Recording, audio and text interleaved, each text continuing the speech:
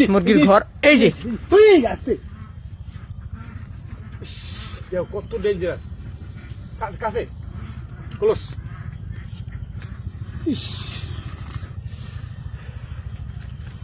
একেবারে মানে সেই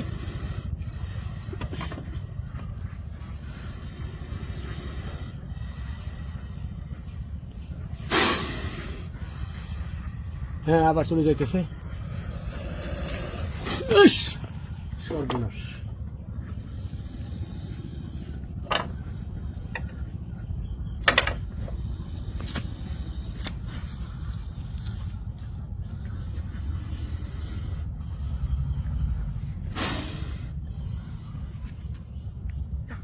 ভাবে ও মাথা আস্তে ভাই, খুব সাবধানে ভাই, খুব আস্তে আস্তে।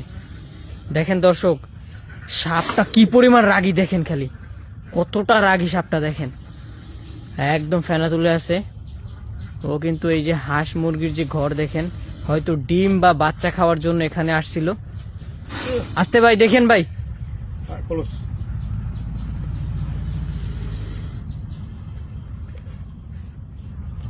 সাবধানে সাবধানে।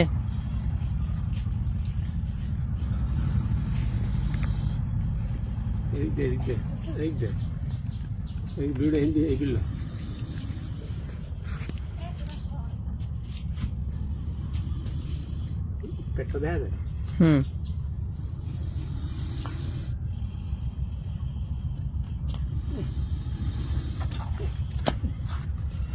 এত ডেঞ্জারাস, বাপ রে বাপ।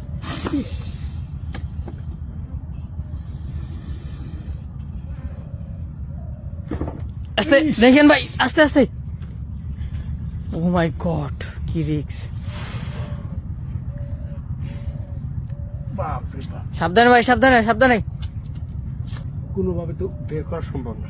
দর্শক দেখেন, সাপের গায়ে এত পরিমাণ শক্তি।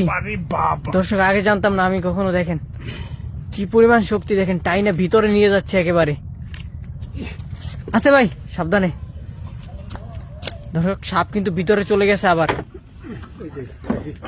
দর্শক এই যে দেখেন, সাপ যে ভিতরে গেছিল, ওই যে সাপটা দেখা যায়, দেখেন আনার চেষ্টা চলছে। এই যে এই যে বের হয়েছে, সাপ বের হয়েছে।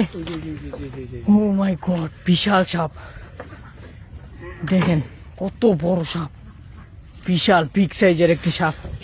ভাই এটা কি সাপ?